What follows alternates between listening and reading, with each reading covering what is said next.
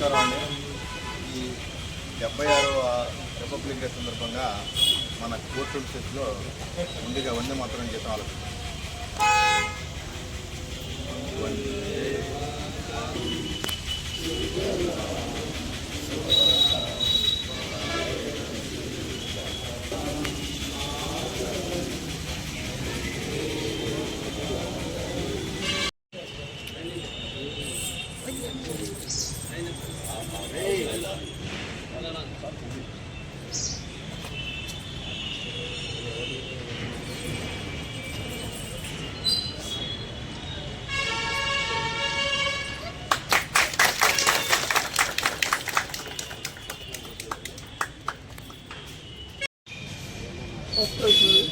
న్యాయమూర్తులు, bar association అధ్యక్షులు, మళ్ళా నా సొంత న్యాయమూర్తులు, మళ్ళా కోర్టు సహాయకులు, న్యాయవాది సహాయకులు, మహిళలు అందరికీ ఈ రోజున 76వ గణతంత్ర దినోత్సవ శుభాకాంక్షలు.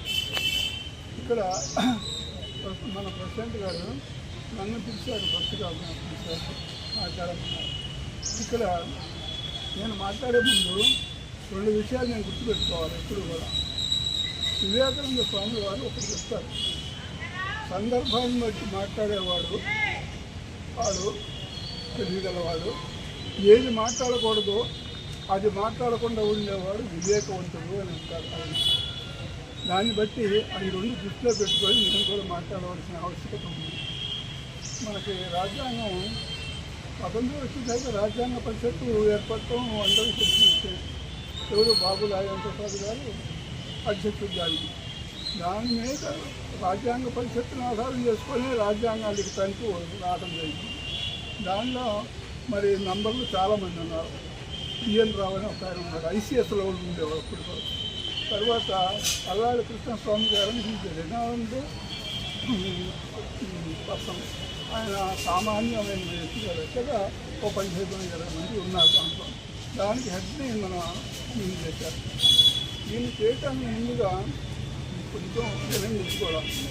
ఒకసారి వేరే వారు దీనికి మేముంటే బాగుంటుంది కదా, ఎవరుంటే బాగుంటుంది, కాన్స్టిట్యూషన్ తయారు చేయడానికి, డ్రాఫ్ట్ తయారు చేయడానికి అని నిర్ణయాలు వచ్చినప్పుడు మన ఇంగ్లాండ్, అమెరికా ఇటువంటి వాటితో సంప్రదిస్తే, మీరు ఎంతమందిని ఎందుకయ్యా మీరందరూ మమ్మల్ని సంప్రదిస్తారు, ఈ దేశంలో అయిన డాక్టర్ ఆఫ్ లాస్లో అన్నిట్లో కూడా అగ్రగణ్యుడైన అంబేద్కర్ గారు ఉన్నారు కదా అని చెప్తే అప్పుడు అందరూ కలిసి అంబేద్కర్ గారిని చేయడం జరిగింది. సరే, ఆయన 49 నవంబర్ 26కే సబ్మిట్ చేసేసారు మొత్తం కూడా. కానీ ఎన్ఫోర్స్మెంట్ జరిగింది 1950 జనవరి 26 is the enforcement of the constitution అంతే.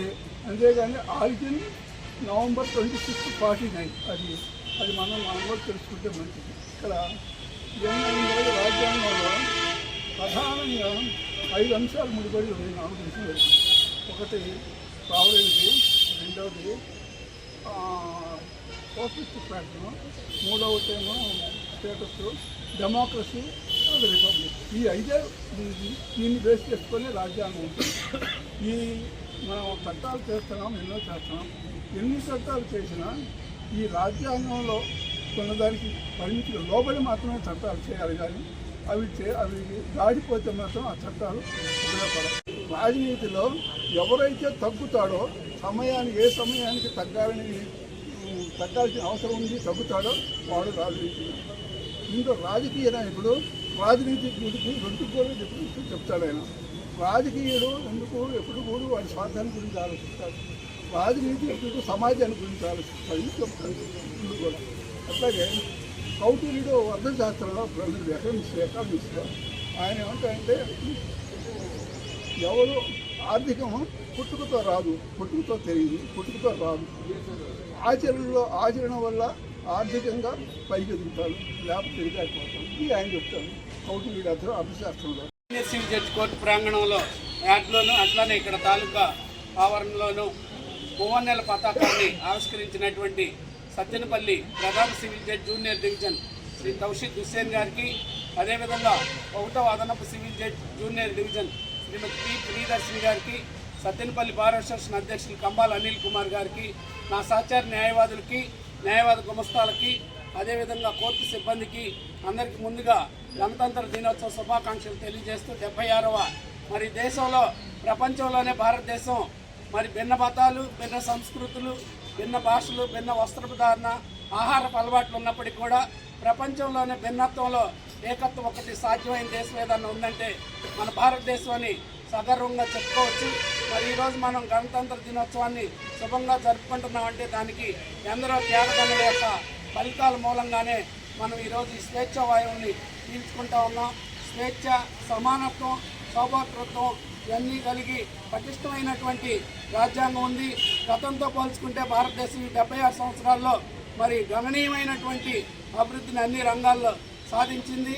అదే స్ఫూర్తితో మనం కూడా భావితరాలకు అవసరమైనటువంటి ప్రకృతిని, వనరుల్ని కాపాడాల్సినటువంటి బాధ్యత కూడా మనందరి మీద ఉందని తెలియజేస్తూ ప్రధానంగా మనం స్మరించుకోవాల్సింది మరి సైనికుల్ని, రైతుల్ని, అదేవిధంగా శాస్త్రవేత్తల్ని. వీళ్ళు ప్రధానంగా మనం ఇలాంటి సందర్భాల్లో వారి సేవలను కూడా మనం కొనియాడాల్సిన, గుర్తించాల్సినటువంటి అవసరం ఉంది.